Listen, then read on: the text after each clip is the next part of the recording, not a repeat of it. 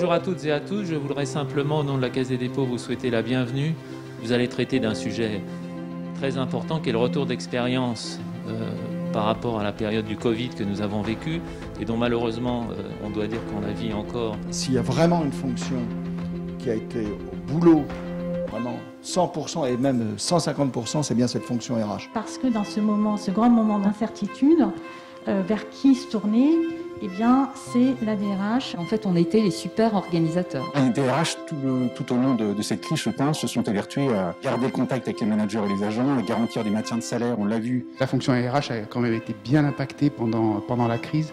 On subit des changements, des bouleversements. On a basculé 92% de nos salariés en télétravail intégral au mois de mars. C'était compliqué d'être isolé, d'être potentiellement en rupture aussi parfois avec son employeur. C'est pas la même chose d'avoir des agents en télétravail un jour ou deux par semaine et 100% du temps. On passait d'un management direct physique à un management à distance. On fait des choses, mais malgré tout, tout le monde n'y a pas accès. Il s'agissait surtout de ne pas perdre les gens. Vous avez des gens qui sont dans le système d'information et des gens qui sont en dehors du système d'information.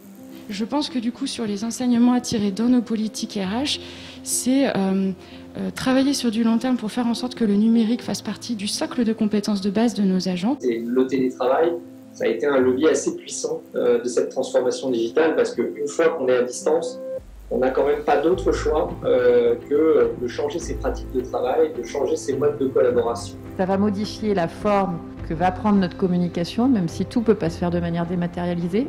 Il y a aussi des agents qui, typiquement, n'avaient pas de box internet chez eux, donc ne pouvaient pas télétravailler. Il ne faut pas se leurrer, hein. C'est un outil formidable, mais il ne faut pas se laisser berner par le digital. Le digital, il doit amplifier ce que l'humain peut faire, mais surtout pas remplacer. Cette épreuve, qu'est-ce qu'on va en retirer, nous, DRH? On se pose aussi la question, est-ce que le Covid, c'est une césure et est-ce qu'il y aura un avant et un après-Covid? Je fais partie de ceux qui ne croient pas à un après-Covid qui serait le monde d'après.